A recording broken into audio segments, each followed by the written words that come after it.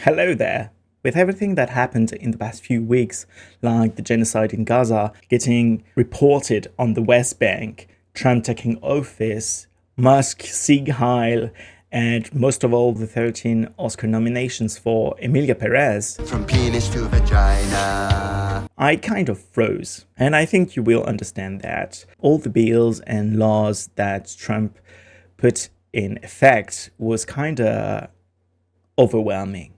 And that's the point. The goal is to freeze us. And yes, I'm a content creator that is focused on reaction videos, but some of you will know that I am also very politically driven as a person. So I had to address this. The political climate in the US is kinda terrifying. It would be maybe too optimistic and somewhat naive to think that it's only going to last 4 years.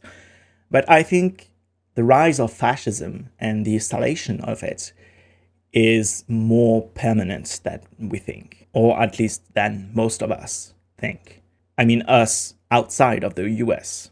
If you are more pragmatic, you know that everything that happens in the US has a powerful impact on the rest of the world.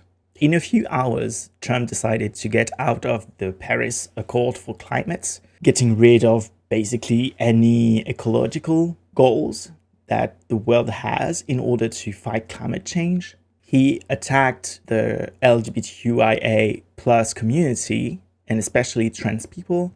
We saw ICE raids targeting immigrants, but also American POCs and Native Americans, which is very terrifying but also ironic. There are also projects of laws in Mississippi and Missouri to reestablish slavery, basically, and also women's rights that are completely under threat. All that to say that the situation sucks a lot, and I'm sorry for you.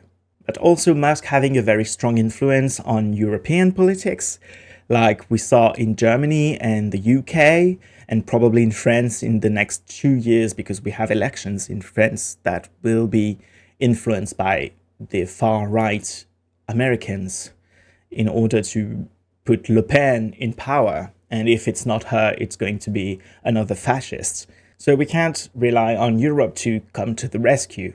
That can be explained with the death of capitalism as we know it. We talked of late stage capitalism for the past 100 years, maybe more, but we are at the late stage capitalism right now. It's the death of the capitalism. And when capitalism dies, it relies on fascism in order to survive. So we won't see anyone in the West trying to come to the rescue of democracy, because basically money rules. European millionaires and billionaires were at Trump's inauguration. That is scary. So my question is, can we rely, and that's a question for you guys, because I know some of you are living in the global south. So can we rely on the global south in order to save the world? Like we saw in the early stages of the Palestinian genocide with South Africa and a lot of other countries from the global south coming to the rescue of morality and humanity. So that's my first question to you. How is the global south and how are the countries from the global south reacting to Trump's inauguration and Trump as president? Because right now I feel kind of pessimistic on the situation. But also another question is more generally, how can we fight fascism?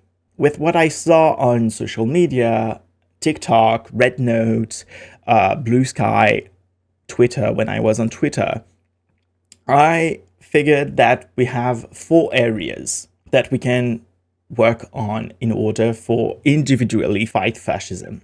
You can work on your body, your mind, your soul, and your wallet. Part 1, your wallet. At this point, we can't be delusional about this. Votes can have a great power in order to consolidate democracy and how it works and give power to the people. But it's not our most powerful tool. The most powerful and more basic power that we have is our money, our wallet. The first thing you can do is to increase the boycotts. Just go to the BDS page and see what companies you can target in order to save Palestinians and to attack Israel's regime. Because if you attack Israel's regime, you attack the US regime also. All of that is completely linked. And you attack European forces too. So you can look for that. Boycotts. You can also look for very powerful US brands and decide to not invest in those brands. For example, you can stop investing in the companies that decided to get rid of the DEI measures, diversity, equity, inclusion, that protected LGBTQ people and people of color, people with disabilities. So, for example, you had Target and Walmart decided to get rid of those. So you can stop investing money in those companies and go for Costco, who decided to refuse to get rid of those measures. Amazon, Meta, obviously Twitter, X. And you can find alternatives like Blue Sky, Mastodon, PixelFed. Also, we had a new alternative to ChatGPT with DeepSeek. And also you have to take precaution when you are investing in a new platform or a new brand. You have to look for the red flags like DEI and what is the superpower dominating it. And a last thing in this category that I can talk about is torrenting. Culture should be free for everyone, but capitalism is not seeing that from a good eye. If you have subscription to Netflix, Disney Plus, and those companies that are involved in the Palestinian genocide, but also that are not backing up the marginalized and targeted communities like POCs, LGBTQ people, women, you can disinvest from those and cancel your subscription and start torrenting. Yes, torrenting is illegal. Okay, so just do so by protecting yourself. Invest in a VPN. And you can find a lot of tutorials online, on YouTube especially, to know how to torrent safely.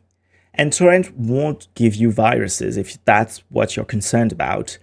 You just have to be clever about it and protect yourself. A good antivirus, a good VPN, and when you have that, you can access to every show and movie and everything, and you can still consume those without investing money in those companies. I'm thinking about, I don't know if you want to watch the last Marvel, but you don't want to give money to Disney. You can watch it by just torrenting it. It's illegal, but it's not unethical. You know what I mean? Part 2, your mind.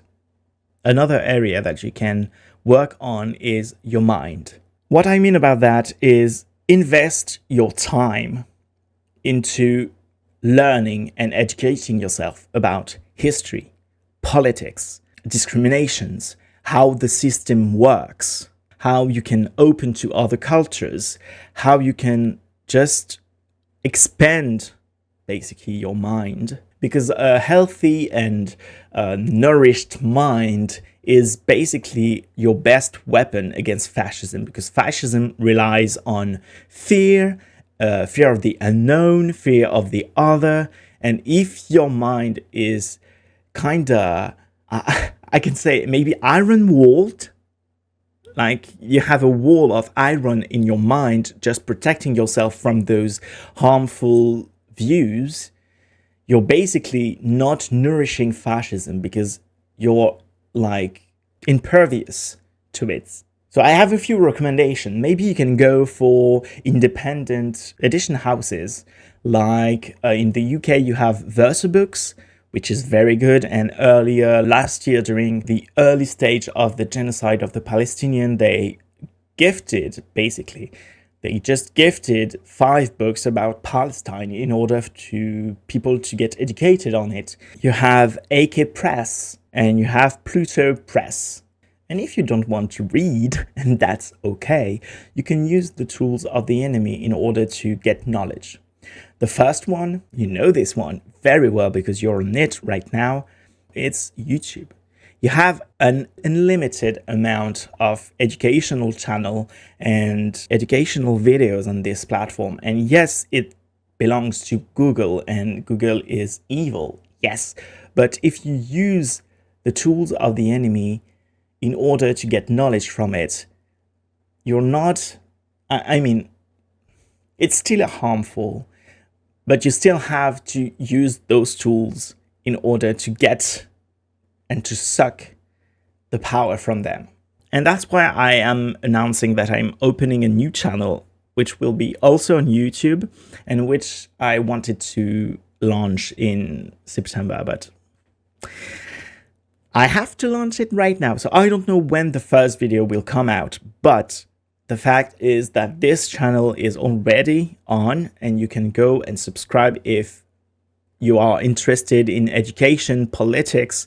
I will talk about discriminations. I will talk about very serious matters. It will not be entertainment. It will be information and education. So the link is in the description if you want to subscribe early on to this channel. Another point that I have to talk about is the news. You can't trust the news because basically all news outlets, and most of them, like the traditional ones, are belonging to billionaires. So you can't trust them. Even if they are public, I don't know if in the US you have public channels that are financed by the state. We have that in France and in other European countries. You can't trust those states financed or billionaires financed channels. So look for independent news outlets. In France, we have the one I consume the most is Blast on YouTube for France. You can subscribe to it if you want to. It's in French, but you can have the subtitles, and they are talking about a lot of issues like the rise of the far right politics in France and in Europe and in the world. So look for independent outlets that are financed by the subscribers, the viewers. That's why YouTube is a good tool, because it belongs to Google, yes, but it's a viewer-driven platform. The viewer is going to give the power to the person they are consuming the content of. The last thing I wanted to talk about in the mind section is to use those tools to learn new things and new skills. Yes, getting informed and educating yourself about non-practical things like discrimination, politics, history, very important, is good. But also use those tools to learn new skills. It can be simple, nutritious cooking. We saw what happened in Palestine, in Gaza, when they had a very few things in order to cook. Look for that. They educated us on how to cook and how to nourish yourself when you have nothing. Because we're not shielded from, I don't know how you say that in English, but pénurie. When you have nothing left, maybe the prices will be too high, or maybe there are people looting supermarkets and you have nothing left. You have to know how to cook with basically nothing. So how you can nourish yourself with nothing.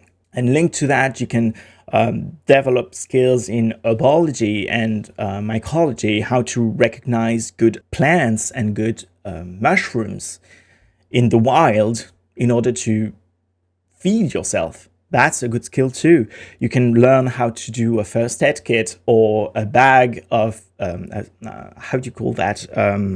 A safety bag if you have to leave your home very quickly, to prepare your bag and to put things in it that are vital in order for you to survive if you have to leave your home very quickly, or even just how to take care of children, pedagogy, and how to change a diaper. Use your imagination and think about how you want to be able to do things if shit's hit the fan, basically.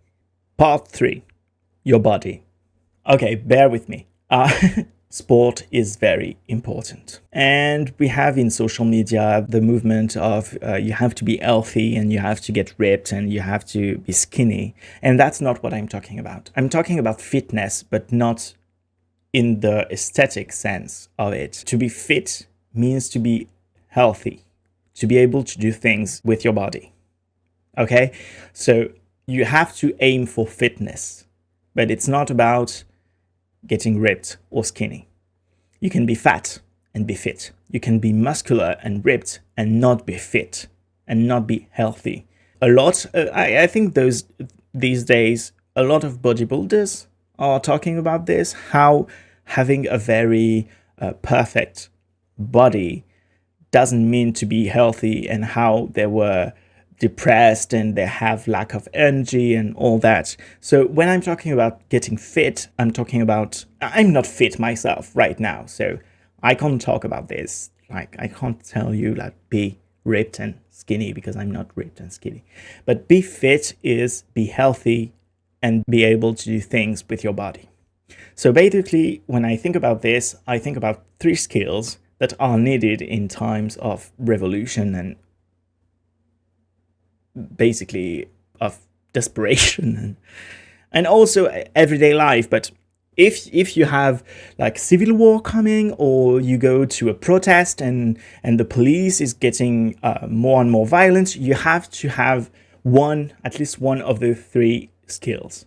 The first one is to be able to run fast or for a long time. So you can work on your sprint, you can work on your endurance. The second one is to be able to lift bodies, to lift heavy objects if we have like something falling on someone and you want to help someone. So to be able to lift them and to help them that way. The last one is the more basic, but to be able to fight. So choose one of those 3 skills and just invest in it. It can be through any sport. It can be just going to the gym, it can be dance, it can be gymnastics, it can be rugby or basketball. Just choose something you like and invest in it, and be able to work on those 3 skills, or one of those skills, or 2 of those skills, to be able to run, to lift, and to fight.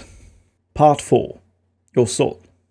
The last thing I wanted to talk about is how the most important thing that you can invest your time on in those times of desperation and danger, basically, is human connection.